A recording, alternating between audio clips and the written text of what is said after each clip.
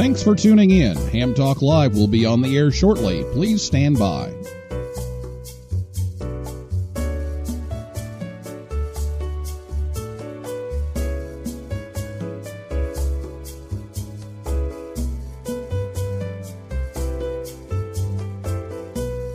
Thanks for tuning in. Ham Talk Live will be on the air shortly. Please stand by.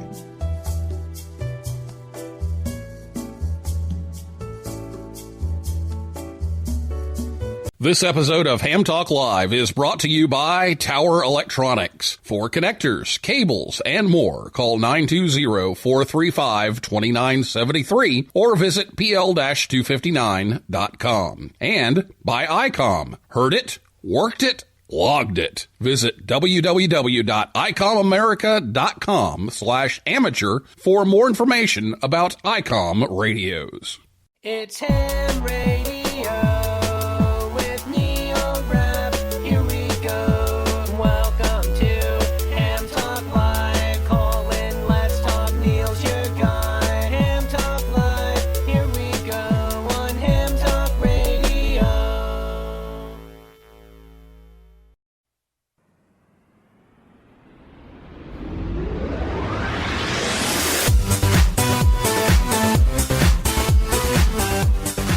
Hey, good evening, everyone. Boy, it's been a couple of weeks here. It's time for Ham Talk Live, episode number 195, the AMSAT 50th anniversary recap, recorded live on Thursday, January 9th, 2020. Ooh, I missed that in the script. It's 2020 already. I'm your host, Neil Rapp, WB9VPG. Thanks for tuning in to this episode of Ham Talk Live. Tonight we're joined by Paul Stoetzer, N8HM. He's the Executive Vice President of AMSAT, and we'll take your calls live in just a few minutes. Hope you had a great last couple of weeks. I had a lot of traveling going on, and just decided to take a couple of weeks off the show. It was probably a good decision. There was a lot going on, and it was just kind of messy. So, my apologies for being gone, but I hope you had a great, holiday season. And if you're behind on listening, I hope you had a chance to catch up over at hamtalklive.com or on your favorite podcast app or on YouTube, or catch the rebroadcast over on WTWW 5085 AM. That's Saturday evenings at about 6:30 p.m. Eastern time. And now, I took 2 weeks off. I don't think I've ever taken 2 weeks off. And now we've got another week off coming up. I've got a work conflict on February 6th. So just a programming note, I'm going to be gone again on February 6th. But we're inching up to episode number 200. And it looks like that's going to be on February 20th. And I've been talking to some folks, and we've got some giveaways planned for that night. And we've got a plan for that show. Should be a fun show. ICOM is going to give us some swag bags to give away, and Tower Electronics has got some stuff, and LDG Electronics is going to donate a prize, and we're glad to have them on board for episode number 200. So be sure to make plans to tune in live on February 20th, and maybe you can be a winner. So get your questions ready to go about AMSAT. If you're listening to us live on Thursday night, you can call us after the interview. The telephone number is 812-638-4261. 812-638-4261. That's 812-NET-HAM1, so keep that number handy, and we'll let you know when it's time to call. You can also send a question via Twitter, and you can do that right now if you like. We can catch up with that at any point along the way. So our Twitter handle is @HamTalkLive. I'll be back with Paul right after this word from Tower Electronics right here on Ham Talk Live. I'm sorry to bother you, but I'm having an antenna party and I ran out of PL259s. Oh, come in. Thank you. Would silver-plated PL259s from Tower Electronics be too good for your guests? Those will be fine. Thank you. You saved my life the other night. Oh, the PL259s from Tower Electronics? Yes, they were very successful at the antenna party. My antenna works like a charm. Then how can you ever thank me? I'll try to think of something. Don't be caught without PL259s. Visit Tower Electronics at a ham fest near you, or visit them online anytime at pl-259.com or call 920-435-2973. They have adapters, cables, antennas, soldering supplies, and meters too. Ham Talk Live with Neil Rapp. Hey baby, I'd love to be in your grid square.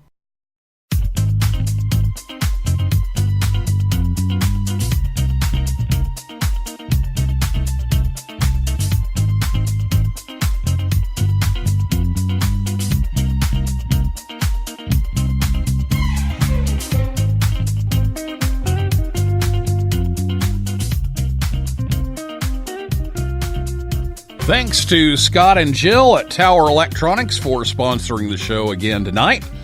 To help bring you Ham Talk Live, they are dividing and conquering here for a month or so. So they've got two shows some weekends. The 11th, they're at the Tark Fest in Tampa, Florida. On the 18th, Fort Myers, Florida. The 19th, Wheaton, Illinois. The 25th of January, Arcadia, Florida, and Collinsville, Illinois. And you can always catch them at pl-259.com. Well, Paul Stoetzer, N8HM, is with us tonight. He is the Executive Vice President of the Radio Amateur Satellite Corporation, or AMSAT North America.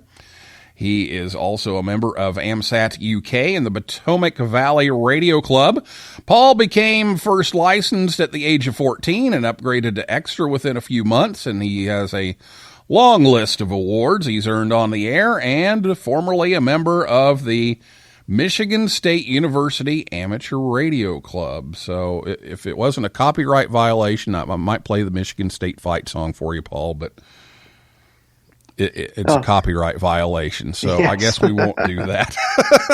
Yeah, thanks, Neil, and it's good to be back. In fact, I'm missing a MSU basketball game the first. Oh no! Year, so. Oh my! That's no problem. Wow! No problem. Now that's what you call sacrifice. When you miss Sparty for Ham Talk Live, that's wow. Okay. Well, it's good to have you back, and the 50th celebration, the 50th anniversary celebration is in the books. So let's talk a little bit about what happened. I got to be a little bit involved in it with the W3ZM activation. So why don't we talk about that? Okay, well, yeah, we had a great year celebrating 50 years of AMSAT. We had a number of events that we did on the air and in person as well. We had a couple of awards. The first was the Friends of 50 Award, which was easy enough. Make 50 satellite contacts, 50 different days, and get an award for that. But our larger on the air event was using our club call and getting our club call activated from all 50 states. Something Robert Bankston, KE4AL, or Vice President of User Services, came up with, basically based on what the ARRL did for their centennial celebration back in 2014. Although we did it in a much less formal fashion, much less organized fashion, really, but it worked out great, and we were able to get again AMSAT's club call W3ZM, which was actually in the issued in honor of Harry Helfreich. I'm not sure if I'm pronouncing that name right, but he was AMSAT's treasurer through the early years. Unfortunately, he passed away shortly before Oscar 6 was completed, and his name and call signs actually emblazoned on Oscar 6, now out orbiting the Earth at about 1,400 kilometers. Good tribute to him. But shortly afterwards, AMSAT received his call sign as a club call. So we were able to activate that again, from all 50 states as well as Puerto Rico and here in Washington, D.C. as well. And we made about 2,000 QSOs between mid-June and leading up to our AMSAT symposium in Arlington in October. Yeah, that was pretty cool. I'd got a few in from Indiana and I think Ohio and Kentucky maybe even. But didn't get a whole lot of them in there, but I know there were a lot of them. And sometimes we'd talk to each other, which was kind of weird. It'd be, Yes, W3ZM Portable 9. This is W3ZM Portable 8. And we're like, what? Yep. Yes. Always fun when that happens. Yeah. Well, let's talk a little bit about the big party. We had the AMSAT symposium going on and had the cake and everything to make it official. So, and you had some pretty special guests there as well. So, let's talk a little bit about the big celebration. Yeah. So in mid-October here in Arlington, Virginia, just outside of Washington D.C. here, we had our annual symposium, and we had several special guests. We had Lance Jenner, K6GSJ, who was from Project Oscar. He actually was one of the builders of the first amateur radio satellite, Oscar 1, that launched in 1961. So he was able to join us, and it was just as a side note, it was very, very neat to see him. We went on Sunday. We had a tour of the Udvar Hazy Center here, which is an annex of the Air and Space Museum out near Dulles Airport. And one of the launch vehicles that Oscar 1 was on the same type. There's actually a model of it there, and he was able to point to the spot where they mounted Oscar 1. You can see why it's shaped the way it is. If anybody has seen a picture of Oscar 1, it's shaped a specific way to fit a specific opening on the rocket, and it was cool to see him point out that part when at the Air and Space Museum. In addition to Lance, we had George Jacobs, W3ASK. He is in his mid-90s now. He was a columnist for CQ magazine for a number of years, as well as in the Foreign Service here in the United States as well. And he was one of the people who made the connection from the California Project Oscar when their opportunities for launches started to diminish, because the center of the space industry really moved out in California out to here in the Washington, D.C. area with the opening of Goddard Space Flight Center. So he helped to connect interested hams here.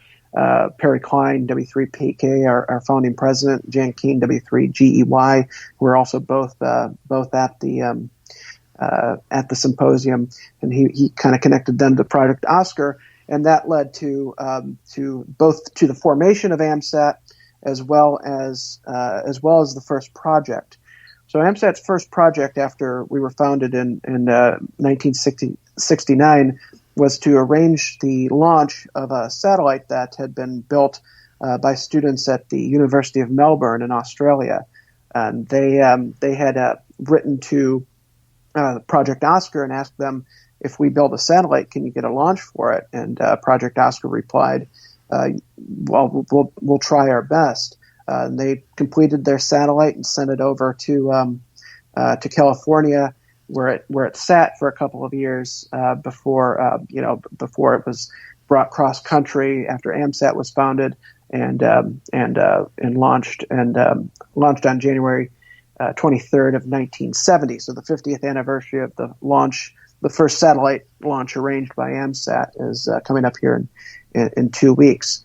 So we had Dr. Owen Mace and Richard Tonkin, who were both involved in that effort. They flew over here to speak about their experience building AO5 Australis Oscar 5 and all of their experience with that. And we had a great Saturday evening banquet. If anybody's interested in seeing the panel of speakers, all these guys spoke at a banquet panel, and that video is on our AMSAT's YouTube channel. If you search for the Foundations of AMSAT, you'll find it and be able to view the banquet speeches yourself. So it was a great event. All of our living former presidents were in attendance, and there was a big cake celebration on Friday night. So it was a great event, a great celebration of the past 50 years, as well as look forward to the next 50 years. Okay, now I remember Patrick talking about a symposium a few years ago in Washington, D.C., so I have to ask the question. Mm-hmm. Was anybody interrogated by the Secret Service or police or anything with their arrow antennas trying to operate during the symposium? No. Well, no. The area of Arlington, Virginia that we were in isn't necessarily too near the Pentagon or any secret facilities or sensitive facilities, at least that we know about.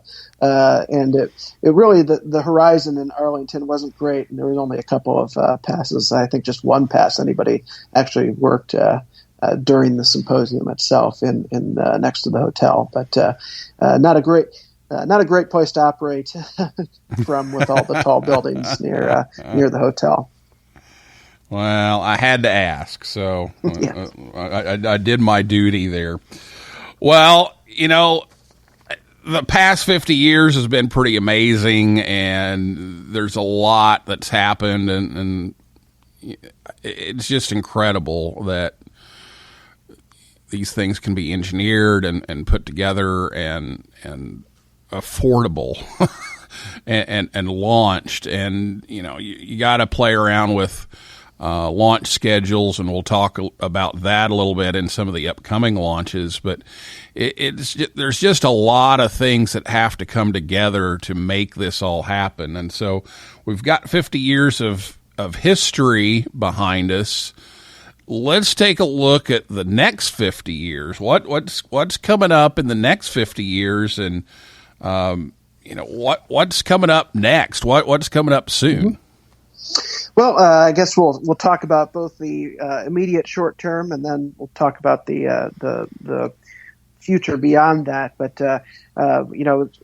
pace hasn't slowed down at all. We're gearing up here for some exciting events coming up in just a few weeks' time. The HuskySat-1. It's not AMSAT satellite. It was built by students at the University of Washington. But that satellite is currently in orbit. It's currently on board the Cygnus spacecraft, the Northrop Grumman's Cygnus cargo spacecraft, and it's currently berthed to the ISS. So it is in space. In a couple weeks' time, the Cygnus is going to leave the ISS, move up to a slightly higher orbit, and then deploy HuskySat-1 into orbit here. Again, that's coming up in a couple weeks. The exact date isn't quite known yet, but once the satellite is deployed, now HuskySat-1 is a 3U CubeSat that carries some experiments, a pulsed plasma thruster to test how that works in orbit, as well as a 24 gigahertz transmitter to test some high-speed microwave data from low Earth orbit to the ground station at the University of Washington. Once that mission is complete, there's also an AMSAT VHF-UHF transponder on board. It's a linear transponder that will receive at VHF and retransmit at UHF. So the idea is again, once they're done with their science mission, the satellite is going to be turned over to AMSAT, and the amateur community is going to have access to that transponder. So that deployment should be coming up near probably at the end of January, and then after the mission is complete, again, amateurs will have the opportunity to use that satellite. Then also upcoming is the fifth and final of the Fox 1 satellites, RadFX-Sat-2, also known as Fox 1E. That's scheduled to launch no earlier than the first quarter of this year, though it's manifest on the second flight Virgin Orbit's Launcher One air launch to orbit system that goes up a 747, and then the rockets fired from the 747 into orbit. Virgin Orbit appears to be targeting a test launch in mid-February. So assuming that stays on schedule and goes as planned, within a couple months after that would probably be the second launch. Although again, that's not known at this time when exactly that launch will occur. Officially, the launch is no earlier than first quarter of this year. But as always, launches do tend to slip. We've been saying no earlier than for a long time for that one. Yeah. So, that's and part then, that's part of the challenges of getting things into orbit is delays and more delays. Yes, especially when you're again, this is a launch that's provided through NASA's CubeSat launch initiative. It is we do get the launch paid for, but again we don't we have to fly whenever we fly, right? So we don't really get much of a say in that. But again, that's you can't beat the price. Yep. And then after that, maybe after or before, we don't know, right? But in March, the first flight unit of the Ares Next Generation radio system is scheduled to launch to the International Space Station on SpaceX's CRS-20 resupply mission, and that radio system provide a much needed upgrade to the radios that are currently in the Columbus module of the ISS. Everybody who has worked ISS packet in the past knows that that system has been up and down now for the past couple of years, and this will provide that capability again. Hopefully make it more reliable, and also open the door to a lot of different options here in the future. One thing that's been available on the ISS in the past was a FM repeater, but that hasn't been activated for basically activated for the public for several years. So again, hopefully this new radio system is designed with some thermal modifications and such to be able to run it for longer durations, and hopefully there'll be more opportunity to utilize both the packet digipeater system as well as the FM repeater on board the ISS once that gets into orbit and gets set up here coming up in the next few months. Now, I've got a question that just popped into my head, and we've been talking about a lot of the replacement ISS radios and fundraising and trying to get that all going. We're real excited about all of that. But now something just kind of popped into my head, and I don't know if you know the answer to this, but I'll ask it. Mm-hmm. Does the old radio come back? And if so, what's done with it? Well, that's a good question. I don't know the answer to that. Whether or not that will be stowed, whether or not it will be returned on a Dragon that has the capability, the downmask capability to bring experiments back to Earth, or if, given that it is end of life, it's possible that it would be discarded in a cargo such as a Progress or other cargo craft that actually burns up in the atmosphere. But I don't know the answer to that. It's hopefully it will be brought back at some point and made available as an item to display as something that's spent. The Ericsson HT in the Columbus module is something that's been there since the ISS was first populated in 2000. So it's been up there a real long time. So it'd be nice to have that piece of history. I don't know the answer to that.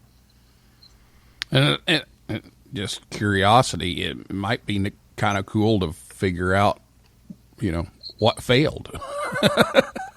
Yeah, maybe learn from that's it. true too. Well, the radio, I guess the Ericsson. Actually, I guess the Ericsson up there now was actually a replacement, if I remember correctly. But Yeah. Getting into the weeds a little bit there. Like I said, that certainly would be neat to get it back. I don't know if that's planned. Yeah. Well, that's the immediate future. No, let's go long range here. What's the long range plan? Well, there are two major projects that we're working on. One of the exciting projects is amateur radio on the Lunar Gateway. We're working with our ARIS partners, including other AMSATs around the world, to develop a radio system, an amateur radio system for the Lunar Gateway. The Lunar Gateway is a space station, a small space station. It's going to be built by NASA and others to be placed in lunar orbit and to serve as a waypoint for future manned missions in the Artemis project to land crewed missions on the moon.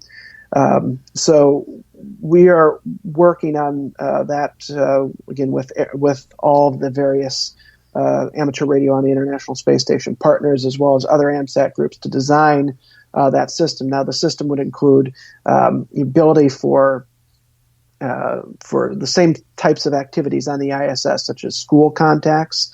Now, Lunar Gateway won't be crewed the entire time. It'll only be crewed at certain periods of time. But when there are astronauts on board, there would be the potential for two-way school contacts with the astronauts in lunar orbit, which would be really quite an experience, even more so than simply on the ISS. You take that to another level when these are orbiting the moon 240,000 miles away. That would be quite an experience. The other opportunity would be actually the opportunity for students and others to interact with experiments on board Lunar Gateway, actually through sending data and commands back and forth and getting telemetry data from experiments on board. And then the other opportunity would be, the other feature of this system would be a two-way system that would allow for QSOs over basically worldwide as the orbit of the moon progressed. Now, this would be using probably a 10 gigahertz downlink, and then likely either 2.4 or 5.6 gigahertz for an uplink. It actually doesn't cost as much as you might think. It's something that a lot of people, those frequencies are something that a lot of people, a lot of hams haven't utilized in the past, but there are ways to do it that are inexpensive and don't require a ton of investment in equipment. So it should be something that should be accessible to the average ham with a dish that wouldn't be too large and equipment that wouldn't be too expensive. So in a similar vein would be in addition to the Lunar Gateway project, our major satellite project at this time is Golf, which is not only the next letter phonetically from Fox, Golf, but also backronym, I suppose, for greater orbit and larger footprint. So the first Golf satellite is currently under development, Golf T. And again, another sort of a backronym for technology, I believe, technology evaluation environment. I'm sorry if I got that wrong. Any of the engineers are listening, but it's designed as a test bed for technologies that we would need for putting CubeSats in higher and higher orbits. We're talking about returns to HEO type orbits with this in a CubeSat form factor. Now, the previous satellites in high Earth orbit were 150 kilograms. For AO10 and AO13 were 150 kilograms each. And then AO40, I believe, 625 kilograms or something like that. So now getting that sort of launch today is incredibly expensive. It's really outside of the budgetary resources. So what the Golf project is about is trying to replicate as much of that communication capability through a CubeSat. So the first two Golf satellites, Golf T and Golf 1, are planned to be 3U CubeSats, so about the size of a loaf of bread, the same size as the HuskySat 1 that I talked about earlier. There were essentially three times a Fox satellite. And these are going to be these are evolutions on the Fox satellite, but they'll have deployable solar panels, active attitude control so it can keep its antennas pointed at the Earth, and stably pointed at the Earth, potentially have propulsion, deorbiting systems. One of the complications that didn't exist 30, 40 years ago is the requirement for orbital debris mitigation. When you launch something now, it has to either go to a safe parking orbit that's well outside of any populated areas of orbit, like between 500 and 1,000 kilometers, or outside of that geostationary belt. You have to be well clear of that, or you have to re-enter currently within 25 years, although there are movements to even shorten that up. So, we just can't get a satellite launch to 1,500 kilometers, 1,460 kilometers like AO7 is right now, because those orbits do not naturally decay in 25 years, more like a couple thousand. So we do need to have the capability to deorbit or move these satellites into what's called a parking orbit. So that's a challenge. The attitude control is a challenge. And then the RF is a challenge. So if we're talking about going to highly elliptical orbit, a high Earth orbit that has an apogee up at near the geostationary belt at around 35,000 kilometers, the path loss and the to that far away basically requires us to use in the available power in a CubeSat, the available space, because there's not a lot of room for any sort of antenna, requires the use of microwave frequencies, as well as all sorts of other things. But again, we're looking at 10 gigahertz, 5.6 gigahertz, potentially 1.2, 2.4 gigahertz to test out and to see what produces the best results.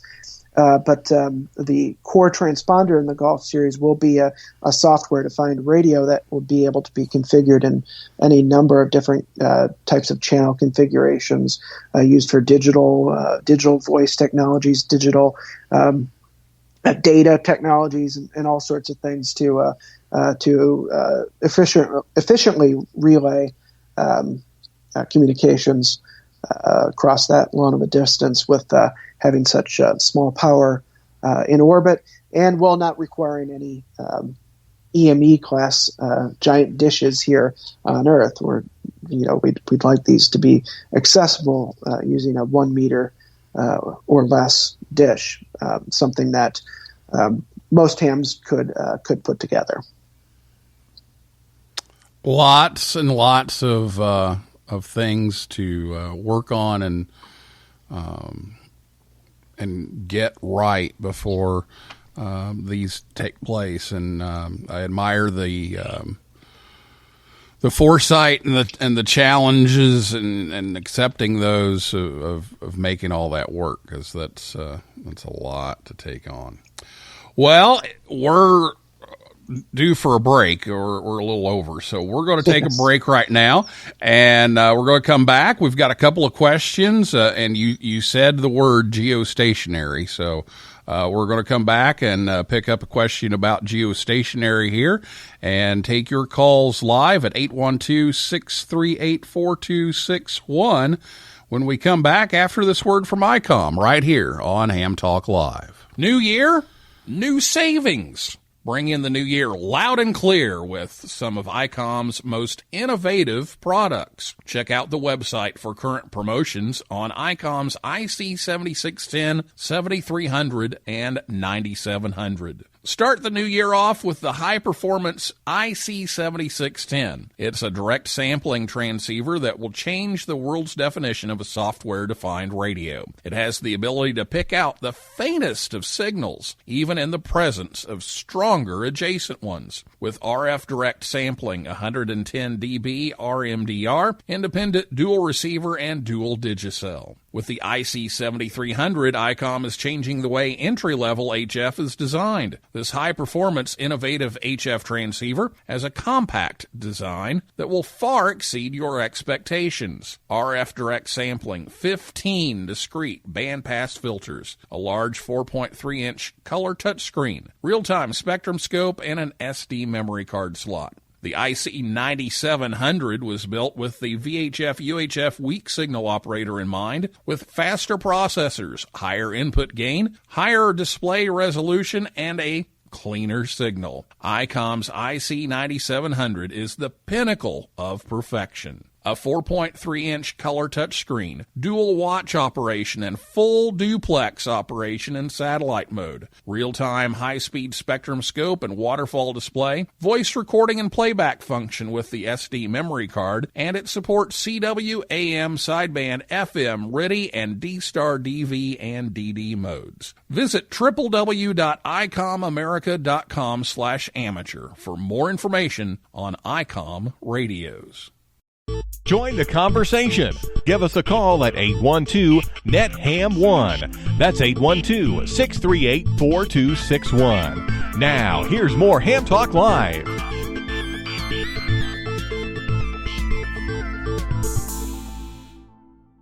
Sorry for the delay. Your host, Neil Rapp, is reading a book on anti-gravity, and he just can't put it down. Now, here's more Ham Talk Live.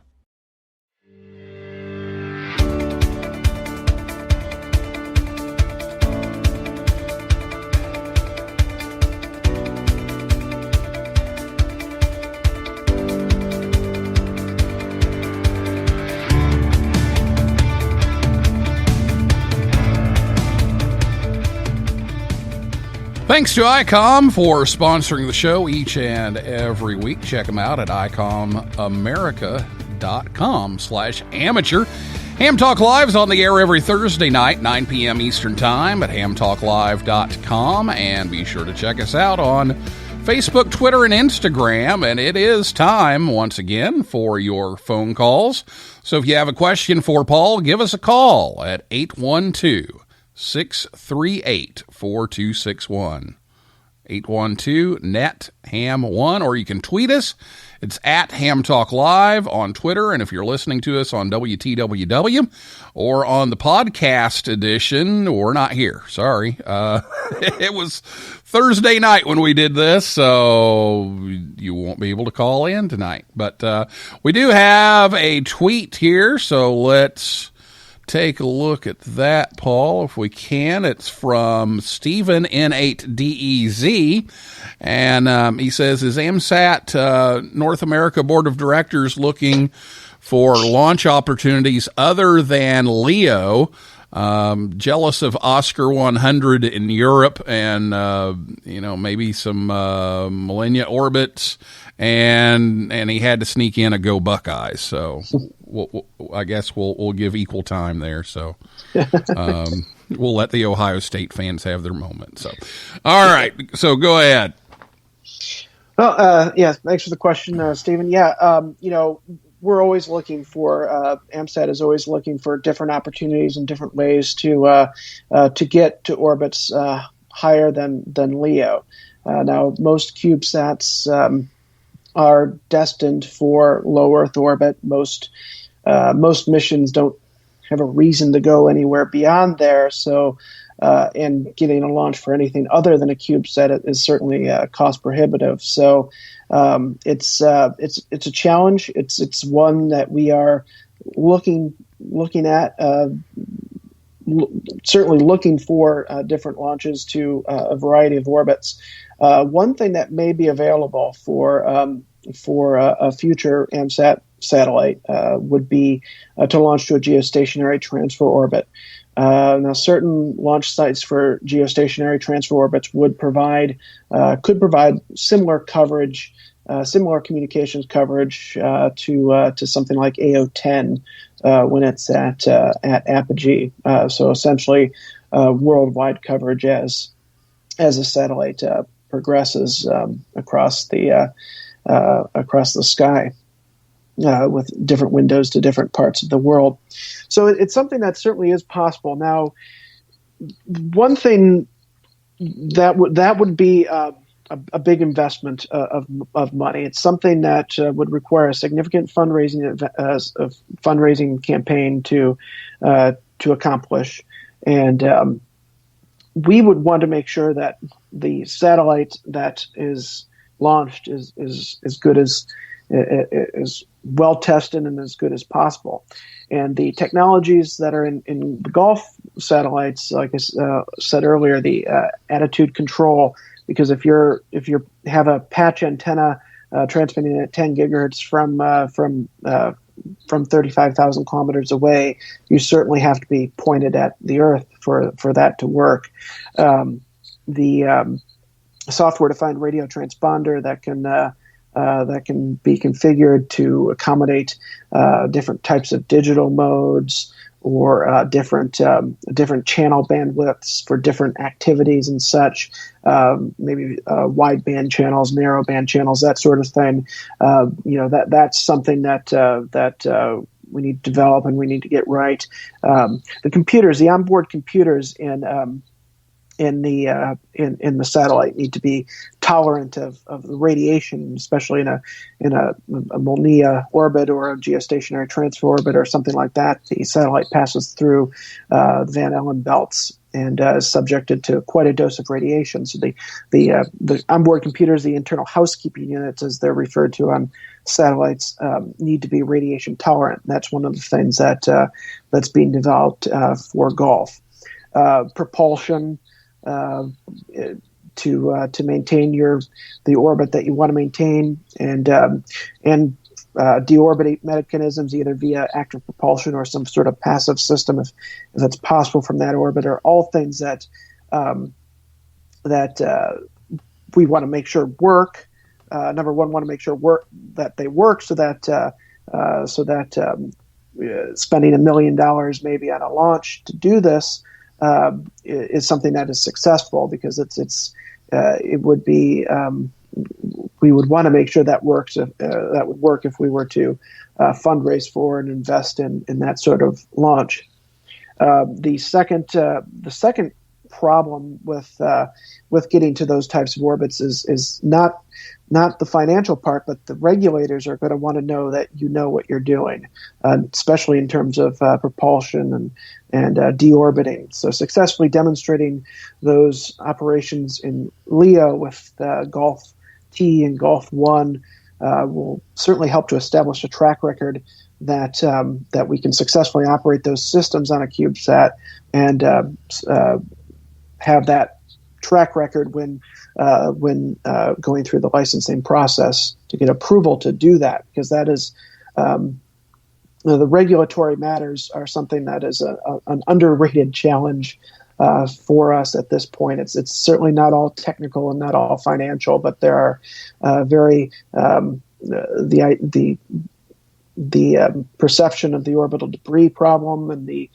public policy with that, and the regulators want to make sure that you're not going to collide with other spacecraft. You're not going to stay in a desirable orbit as a dead satellite for hundreds of years. The worldwide consensus is that those who are building and launching satellites need to be responsible responsible operators, and we can't leave our trash lying around in orbit. The orbital resources are too valuable for the future. So we need to be able to demonstrate that we can, that if we're going up there, we're not going to cause a problem while we're up there. All kinds of challenges, and I appreciate all of those, and it's a learning process, and so golf is a step in that direction, and so we'll see how this all turns out. But I too am a little jealous of the AO100, because last month was Yoda month, and so I was working with a lot of the kids to get them on the air, and I was seeing a lot of the back chatter from Europe, and all these kids over in Europe are like, hey, why don't I meet you on 100? How's 630 sound?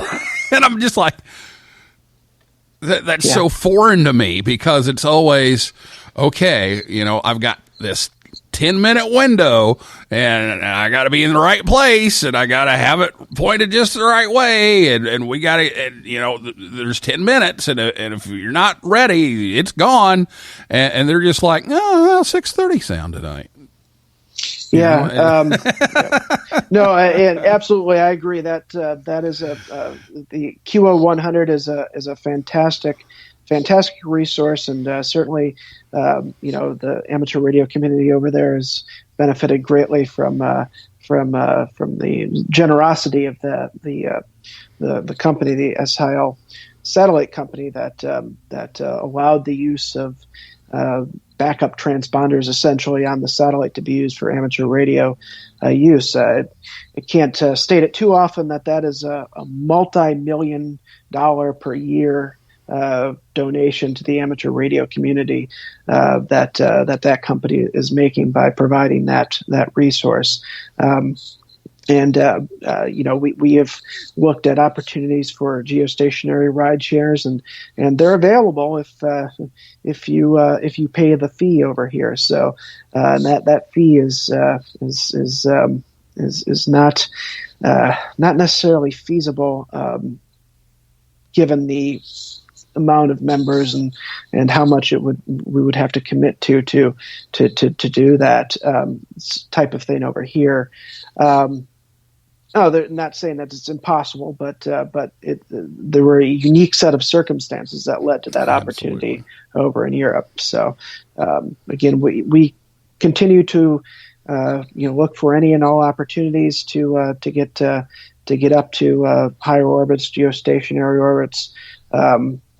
And one thing that, in addition to placing our own satellites into orbit, as I mentioned earlier, the amateur radio on the Lunar Gateway, amateur radio system on the Lunar Gateway will provide that sort of that same long range type of communication. When that's completed, so that's also a great potential for the future there to have worldwide communications via satellite, something that we haven't had here in 16 years here in the United States and North America. Let me throw the phone number out one last time here. It's 812-638-4261, 812-NET-HAM1 if you have a question, because we're already a little bit over time, so we're going to be wrapping things up soon. But let's give one more opportunity for a call, 812-638-4261. Couple of tweets. Josh, W3ARD, listening to Ham Talk Live, and Paul talk about the future of amateur satellite. So, Josh, thank you for listening as always. He had a nice little get-together on GoToMeeting the other night with some satellite ops. I tried to get in, but scheduling didn't work. But if he does it again, maybe we'll do it again. Joe, KI4ASK, says, great show. Thanks. to me and Paul, and learning a lot about the complexities of designing, launching, and maintaining the sats we all enjoy using. So Joe's very appreciative of that, as many of us are, I would say. So 812-638-4261. Here's your last chance to ask a question, and let's kind of run down real quickly the status of what's up there from AMSAT right now. Well, so we have, there are several satellites that aren't from AMSAT, obviously, but in terms of the satellites that AMSAT owns, Oscar 7 is up and working when it's in sunlight, just off the solar panels. Obviously, the batteries have been dead since about 1981 now, but that's up there and working. AO91 and AO92, the core FM satellites currently in operation are performing great. AO92 on Wednesday's UTC it does use a 1.2 gigahertz uplink. That switched to the 1.2 gigahertz uplink for a 24-hour period on Wednesday's UTC. So that gives an additional opportunity to use a different band. FalconSat 3 is managed by AMSAT now, and that has a 9600 baud packet digipeater, as well as a store and forward message board capability. If anybody's looking to try out something new, that's always a good one to look into getting on. Now, in terms of AO85, it has not been heard from since I believe December 21st. Now, it's possible that the batteries have finally failed. They've been in a seriously deteriorated condition now for about 2 years now, a year and a half, 2 years. It's I guess we'll have to wait and see if the batteries can charge up just enough and the voltages can get high enough to operate next time it's in a period of constant sunlight. When it's in continuous sunlight, and we'll see. But unfortunately, it does look like AO85 is probably may not come back, but we'll see. You never know with these batteries and what they can what they end up doing. You might have a satellite come back after 20 years or something. Yeah, the NiCad batteries, they usually die short circuit, but sometimes those short circuits open up and allow the satellite to operate via the solar panels. So we'll see. So maybe the big question is, will AO7 ever die? That's an interesting question, and I do know that one of the lead designers, one of the guys that we did have at the symposium, Jan King, he is of the opinion that it may not. Of course, eventually these solar panels will not provide enough power to operate. The radiation will cause them to deteriorate, but other than that, there may not be much for it to fail the way it was built. That's a great story, really great story of how this thing came back to life. Just amazing. Well, Paul, we're already keeping you late here, so we're going to wrap things up. And let me take one last look at Twitter here, make sure we didn't miss anybody. I think we're good here. So, any final comments here before we go QRT for a while? Well, thank you for having me on, Neil. Always a pleasure to join you. And I think just keep looking at viewing AMSAT on Twitter and Facebook and AMSAT News Service, because we do have a lot of good things going on over the next few months and years. And if you're not a member, please consider joining at amsat.org. Very good. Well, thank you, Paul, so much. Thank you. Well, that's a wrap for this week's edition of Ham Talk Live. Thanks to my guest, Paul Stoetzer, N8HM, and everybody out there in cyberspace for listening and typing in. And come back next Thursday night, 9 p.m. Eastern Time, For a list of all of our upcoming guests, just go over to hamtalklive.com. And if you like the show, please leave us a review. We're not asking for money. We're not asking for anything other than a review. So leave us a review if you like on iTunes or wherever you listen. That helps other people find the show. So this is Neil Rapp, WB9VPG for now, saying 7375, and may the good DX be yours.